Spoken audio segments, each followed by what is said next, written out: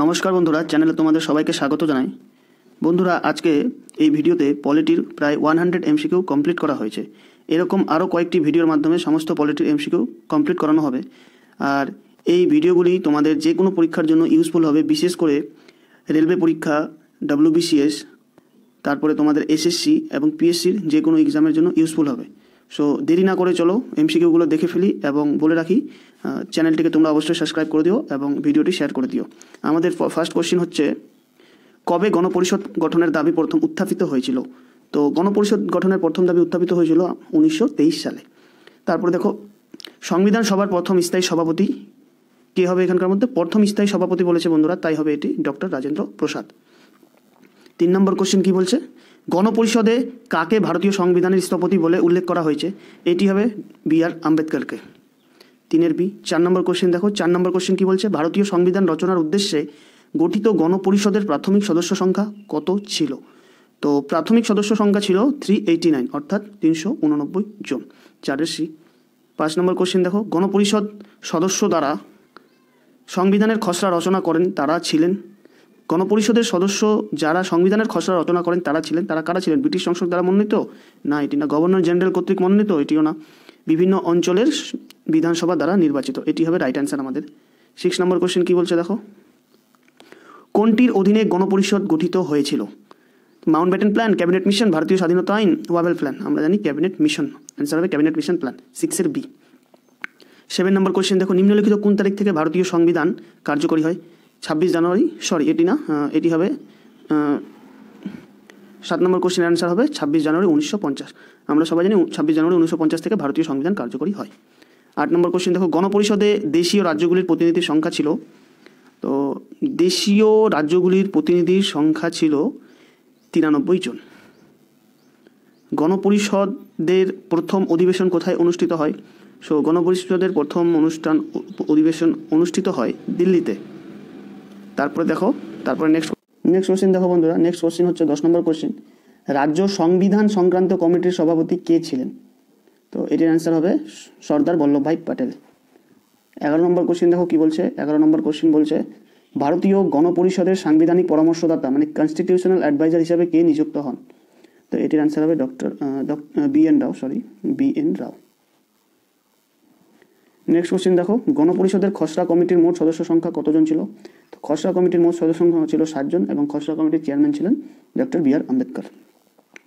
13 নম্বর দেখো, গণপরিষদের প্রথম সভার কার্যনির্বাহী সভাপতি পদে ডক্টর সচ্চিদানন্দ সিনহার নাম প্রস্তাব করেন কে? তো গণপরিষদের প্রথম সভার কার্যনির্বাহী সভাপতি পদে ডক্টর সচ্চিদানন্দ সিনহার নাম প্রস্তাব করেন JB কৃপালিনী। অ্যান্সার হবে 13 A। কে ভারত বন্ধু নামে পরিচিত? তো ভারত বন্ধু নামে পরিচিত হলো ক্লিমেন্ট এটলি। 14 C। 15 নম্বর কোশ্চেন কি বলছে, কোন পদ্ধতির দ্বারা গণপরিষদের সিদ্ধান্ত গৃহীত হয়? তো এটি হবে আমাদের অ্যান্সার হবে সর্বসম্মতিক্রমে। 15 C। নেক্সট দেখো 16 নম্বর কোশ্চেন কি বলছে, গণপরিষদের প্রথম অধিবেশনে কে উদ্দেশ্যমূলক প্রস্তাবটি উত্থাপন করেছিলেন?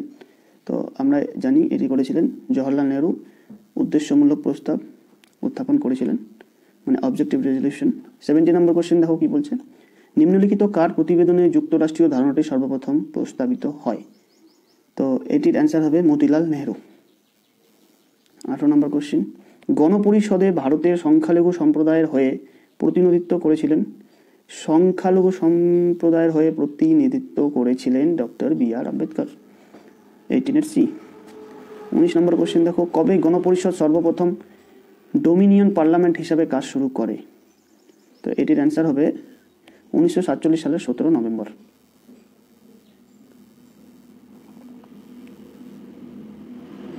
তারপরে দেখো 20 নম্বর কোশ্চেন, গণপরিষদ কবে ভারতের জাতীয় পতাকা গৃহীত হয়?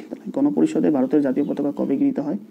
তো ডেটটি হলো 22 জুলাই 1947 সাল। 21 নম্বর দেখো, 1947 সালের কোন মাসে ভারতীয় সংবিধানের প্রথম খসড়াটি রচিত হয়? তো এটি হবে অক্টোবর মাসে। 21 D। ভারতের গণপরিষদে মুসলিমদের জন্য সংরক্ষিত আসন সংখ্যা ছিল 80। গণপরিষদের প্রথম নির্বাচনে মুসলিম লীগের সদস্য সংখ্যা ছিল 73 জন, 73 জন। তারপরে দেখো গণপরিষদের সহসভাপতি ছিলেন কে না, গণপরিষদের সহসভাপতি ছিলেন হরেন্দ্র কুমার মুখোপাধ্যায়। তো আমাদের অ্যান্সার হবে 24-এর অ্যান্সার হবে সি।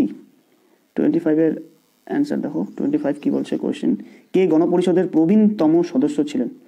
এটি পরীক্ষায় আসা কোয়েশ্চেন হলো, প্রবীণতম সদস্য মানে পুরানো। তো গণপরিষদের প্রবীণতম সদস্য বলেছে, তো এটির অ্যান্সার হবে ডক্টর সচিদানন্দ সিনহা। নেক্সট দেখো 26 নম্বর কি বলছে, ভারতীয় গণপরিষদের স্টিয়ারিং কমিটির চেয়ারম্যান কে ছিলেন। তো আমরা জানি ভারতীয় গণপরিষদের স্টিয়ারিং কমিটির সদস্য ছিলেন, চেয়ারম্যান ছিলেন রাজেন্দ্র প্রসাদ। 26-এর সি। 27 নম্বর কোয়েশ্চেন দেখো, সংবিধান প্রণয়নের ধারণাটি সর্বপ্রথম ব্যক্ত করেন কে। 4টি অপশন আছে, ডক্টর রাজেন্দ্র প্রসাদ, না সুভাষচন্দ্র বসু, না জওহরলাল নেহরু, না গান্ধীজি। তো এক্ষেত্রে অ্যান্সার হবে 27-এর, আমাদের অ্যান্সার হবে 27-এর ডি, অর্থাৎ গান্ধীজি। নেক্সট দেখো, ভারতীয় সংবিধানটি গণপরিষদ কর্তৃক গৃহীত হয় কবে, সময় টাইমটা চেয়েছে। তো আমাদের অ্যান্সার হবে 26 জানুয়ারি 1950 সালে।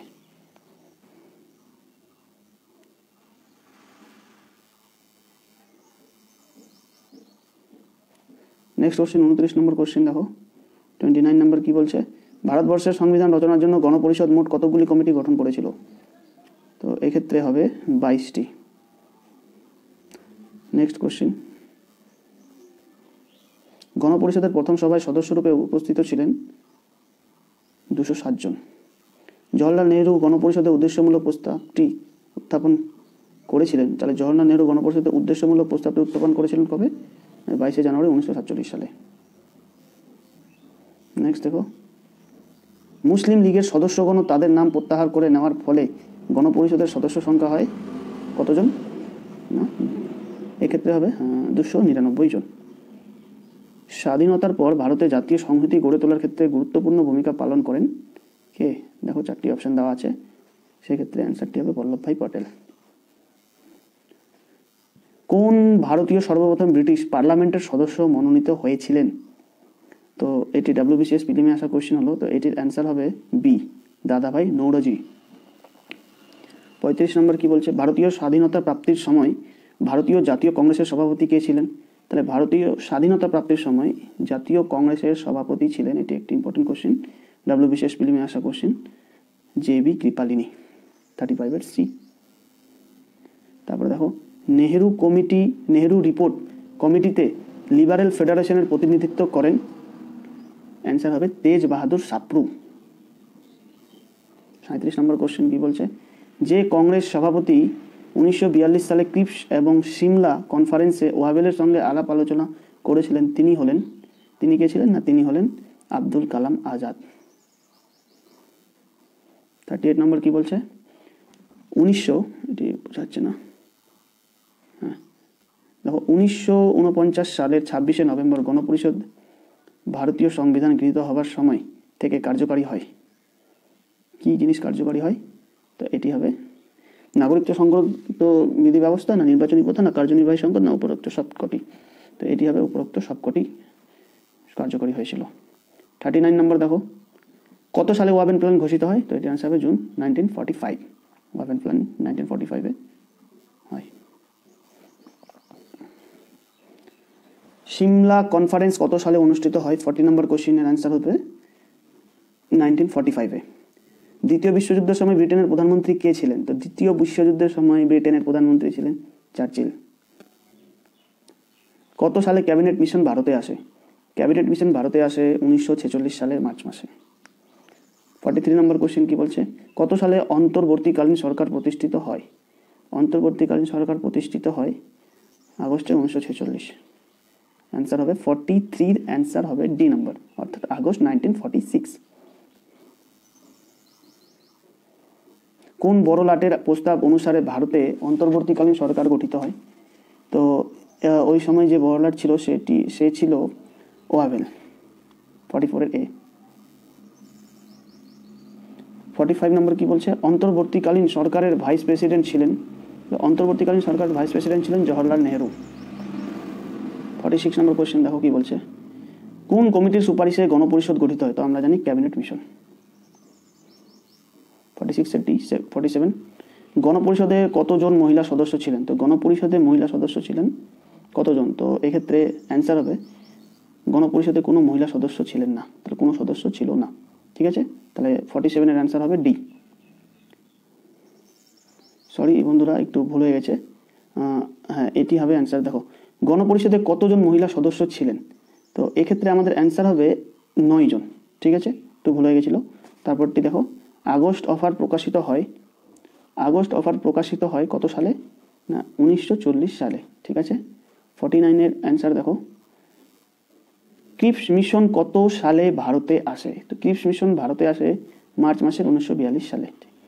তারপরে কে ক্রিপস প্রস্তাবকে post dated cheque of crashing on a crashing bank বলেছেন, তো এটির অ্যান্সার দেখো 50 নম্বর, কে ক্রিপস মিশনকে post dated cheque on a crashing bank বলেছেন, তো এটির অ্যান্সার হবে মহাত্মা গান্ধী অর্থাৎ গান্ধীজি, 50D।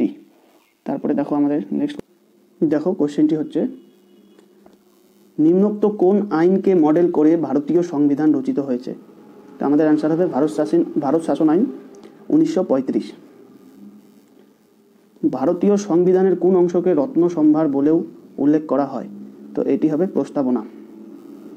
3 নম্বর দেখো, ভারতীয় সংবিধানে বর্ণিত মৌলিক কর্তব্য এর ধারণাটি কোন দেশের সংবিধান থেকে গৃহীত হয়েছে, তো মৌলিক কর্তব্যটি গৃহীত হয়েছে সোভিয়েত রাশিয়া থেকে এবং মৌলিক অধিকারটি হয়েছে আমেরিকা থেকে। তো এখানে কনফিউশনের জায়গা আছে, কনফিউজ হবে না তোমরা, মৌলিক কর্তব্য বলে সোভিয়েত রাশিয়া করবে। 4 নম্বর কি বলছে, ভারতীয় রাষ্ট্র ব্যবস্থার প্রকৃতি হলো গণতান্ত্রিক, একনায়কতান্ত্রিক, সামরিক, কোনোটি নয়, তো ভারতের রাষ্ট্র ব্যবস্থার প্রকৃতি হলো, এক্ষেত্রে অ্যান্সার হবে গণতান্ত্রিক। 5 নম্বর কোশ্চেন কি বলছে, সার্বভৌম শব্দটির সঠিক ব্যাখ্যা হলো অভ্যন্তরীণ ও বাহ্যিক উভয় নিয়ন্ত্রণ থেকে মুক্ত। ঠিক আছে, 5-এর বি।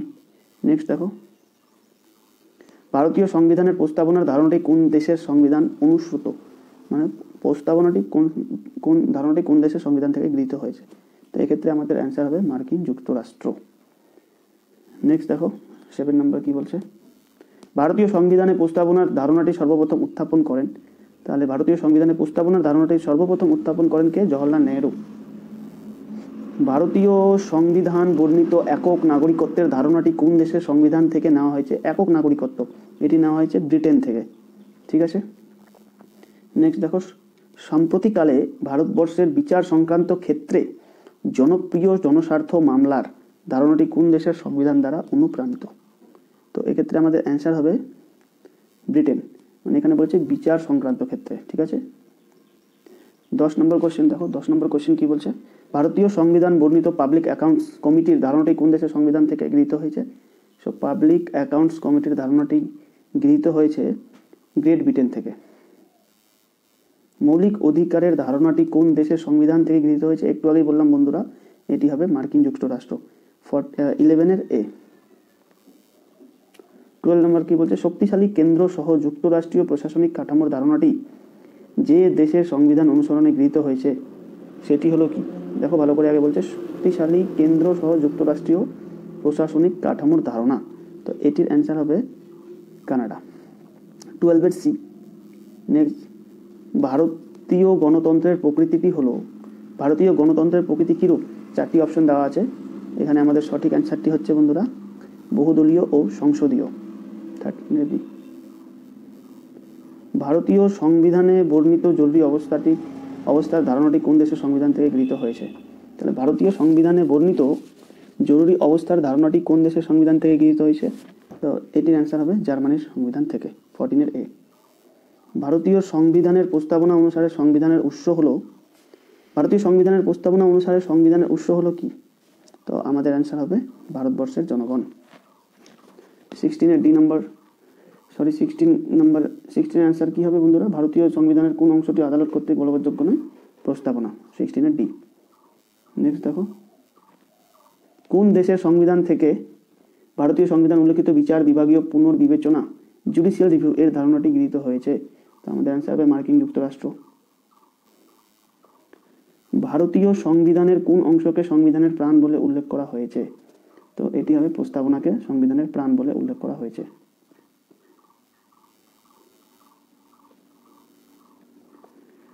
ভারতীয় সংবিধানের প্রস্তাবনায় কোন প্রকারের ন্যায় বিচার সুনিশ্চিতকরণের কথা বলা হয়েছে, এটি হবে সামাজিক না অর্থনৈতিক না রাজনৈতিক, এখানে 3টি অ্যান্সার হবে, অর্থাৎ উল্লেখিত সবগুলো, অ্যান্সার ডি। কেশবানন্দ ভারতী বনাম কেরল রাজ্য মামলা কত সালে হয়েছিল? তো এটি হয়েছিল 1973।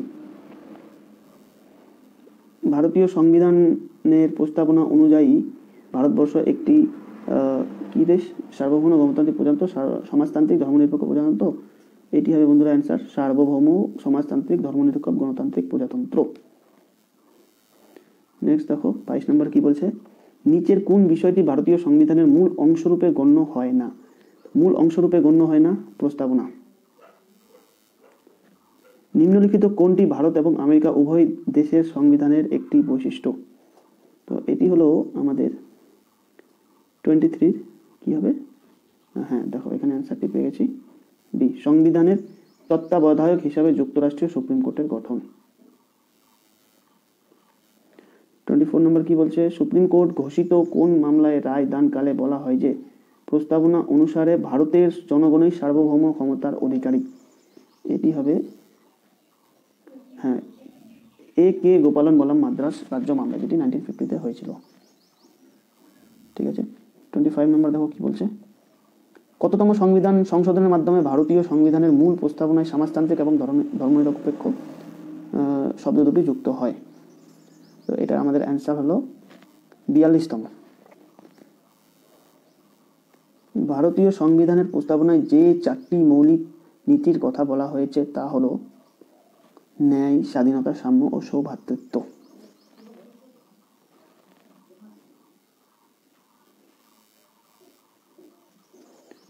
সুপ্রিম কোর্ট কোন মামলায় রায় দেয় যে প্রস্তাবনা হলো ভারতীয় সংবিধানের একটি অংশ বিশেষ? তাহলে এটি আমাদের অ্যান্সার হবে 27 বি, কেশবানন্দ ভারতী মামলা। ঠিক আছে। 28 ভারতীয় সংবিধানের প্রস্তাবনাটি এখনো পর্যন্ত কতবার সংশোধিত হয়েছে? একবার। ভারতীয় সংবিধানের প্রস্তাবনাকে সংবিধানের আত্মা বলেছেন কে? তো প্রস্তাবনাকে সংবিধানের আত্মা বলেছেন ঠাকুরদাস ভার্গব। সংবিধানের প্রস্তাবনায় যে সমাজতন্ত্রের কথা বলা হয়েছে সেটি হলো গণতান্ত্রিক সমাজবাদ। অবশ্যই গণতান্ত্রিক সমাজবাদ।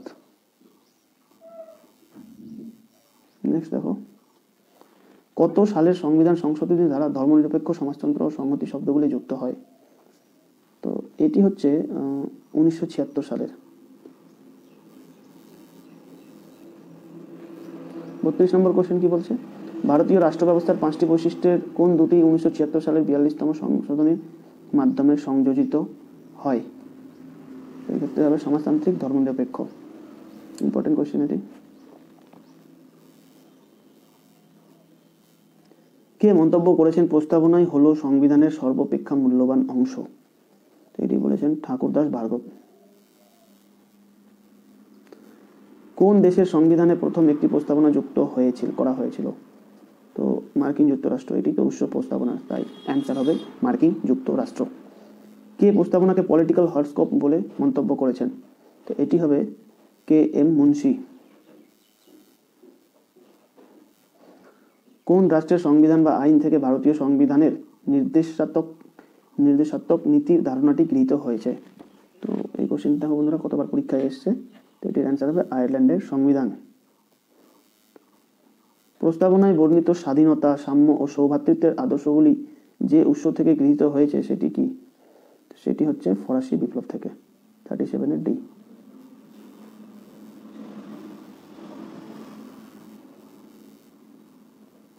যে দেশের অনুকরণে ভারতীয় শাসনতন্ত্রে পার্লামেন্টারি শাসন ব্যবস্থার রূপায়ণ ঘটেছে সেটি কোন দেশ? সেটি হলো ব্রিটেন। পার্লামেন্ট হলোই ব্রিটেন। ভারতীয় সংবিধানে বর্ণিত যুগ্ম তালিকার ধারণাটি কোন দেশ থেকে নেওয়া হয়েছে? এটি নেওয়া হয়েছে অস্ট্রেলিয়া থেকে।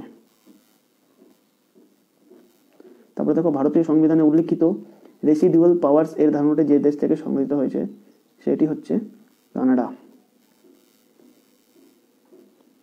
ভারতীয় সংবিধানে আলোচিত রাষ্ট্রপতি নির্বাচন পদ্ধতিটি কোন দেশের সংবিধান অনুসরণে গৃহীত? তো এটির অ্যান্সার হলো আয়ারল্যান্ড। ভারতীয় সংবিধানে বর্ণিত সংবিধান সংশোধন পদ্ধতিটি কোন দেশ থেকে নেওয়া হয়েছে? এটি নেওয়া হয়েছে দক্ষিণ আফ্রিকা থেকে। সংবিধান সংশোধন পদ্ধতিটি নেওয়া হয়েছে দক্ষিণ আফ্রিকা থেকে। কে প্রস্তাবনাকে এ কি টু দ্য কনস্টিটিউশন বলে উল্লেখ করেছেন? তো এটি হবে আর্নেস্ট বার্কার। ভারতীয় সংবিধানে উল্লিখিত লোকপালের ধারণাটি কোন দেশের সংবিধান থেকে গৃহীত? লোকপালের ধারণাটি কোন দেশের সংবিধান থেকে গৃহীত? তো লোকপালের ধারণাটি হবে সুইডেন থেকে। প্রস্তাবনায় উল্লিখিত যে রাষ্ট্র ব্যবস্থা ভারতীয়দের ভোটাধিকার প্রদান করে সেটি হলো, তাহলে সেটি কি হচ্ছে বন্ধুরা? না, সেটি হলো 45 হবে বি, অর্থাৎ গণতন্ত্র। তারপরে দেখো 46 নম্বর কোশ্চেন কি বলছে। প্রস্তাবনা সম্পর্কিত নিচের কোন বিবৃতিগুলি সঠিক? এটি সংবিধান প্রণেতাদের আদর্শ ও মূল্যবোধকে ব্যাখ্যা করে। না, এটি সংবিধানের কার্যকরী অংশের অন্তর্ভুক্ত নয়।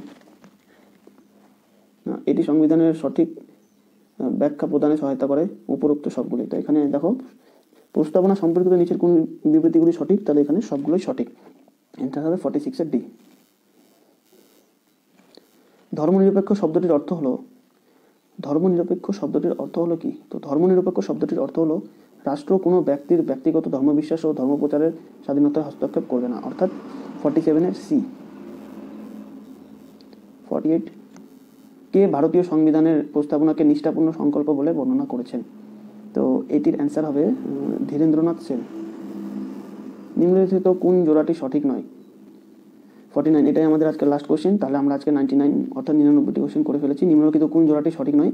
তো এটির অ্যান্সার হবে বিচার বিভাগের পর্যালোচনা, ব্রিটিশ প্রথা, যুগ্ম তালিকা অস্ট্রেলিয়া সংবিধান, নিজস্বত্ব নীতি আয়ারল্যান্ড, মৌলিক কর্তব্য মার্কিন সংবিধান। তো দেখো বন্ধুরা, বিচার বিভাগীয় পর্যালোচনা এটি অ্যান্সার হবে। তো বন্ধুরা, ভিডিওটি ভালো লাগলে তোমরা অবশ্যই চ্যানেলটিকে সাবস্ক্রাইব করে নিও এবং ভিডিওটি শেয়ার করে দিও। পরবর্তীতে এমনি ভিডিও পাওয়ার জন্য চ্যানেলটির সঙ্গে যুক্ত থাকো। সো আজকের জন্য ধন্যবাদ।